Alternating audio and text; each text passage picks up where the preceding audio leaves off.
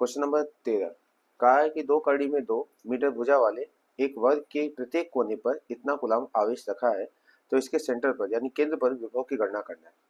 केंद्र पर विभव की गणना देखिए, सबसे पहले हमको जो दिया हुआ है सवाल में वो कितना दे है, दो कड़ी में 2 मीटर भुजा, यानी अगर मैं यहाँ पे फिगर इसका बनाऊं तो एक वर्ग है यानी स्क्वायर जिसकी सभी भुजा बराबर होती है। ये इस वर्ग की सभी भुजा कितनी मीटर की है, 2 कड़ी में 2। अगर ये 2 कड़ी में 2 है, ये भी 2 कड़ी में 2 है, तो ये कितना होगा, जानते हो ये कितना होगा?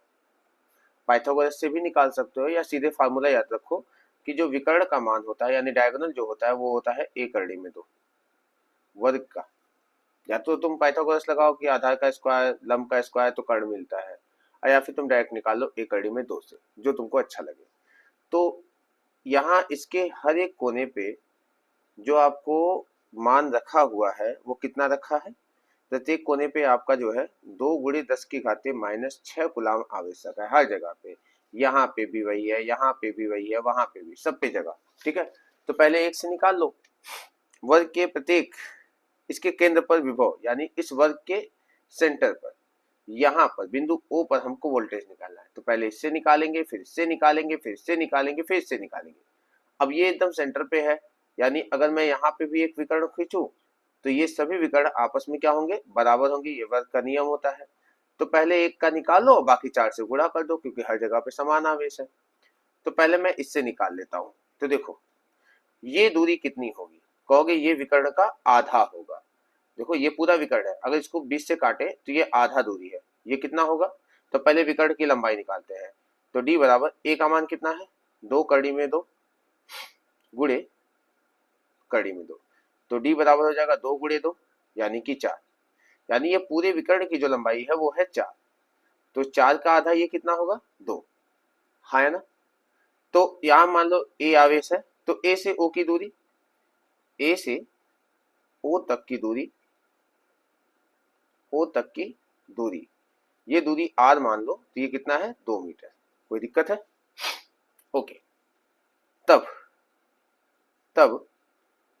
a से o पर वोल्टेज विभव ही निकालना है हमको। तो फार्मूला होता है VA बराबर 1/4πε0। मान तो पता होगा कितना होता है, और आवेश कितना है, 2 गुणे 10 की घात -6 बटे दूरी, दूरी कितना है, 2। 2 से 2 कट गया, कितना बचा, VA बराबर 9 गुणे 10 की घाते, इसमें से घात घटा लो, ये 6 इसमें से कटेगा तो 3 बचेगा, इतना वोल्ट आया। अब मुझे ये बताओ, यहाँ से 9 गुणे 10 घाते 3, यहाँ से 9 गुणे 10 घाते 3, यहाँ से 9 गुणे 10 घाते 3, और यहाँ से भी वही आएगा, यानी चारों कोनों से वही ना मान आएगा। तो एक मान निकाला तो 4 से कितना हो जाएगा, जैसे एक समोसे का दाम 9 रुपया, तो 4 समोसा का कितना हो गया, 9 चौको 36 ही तो हुआ।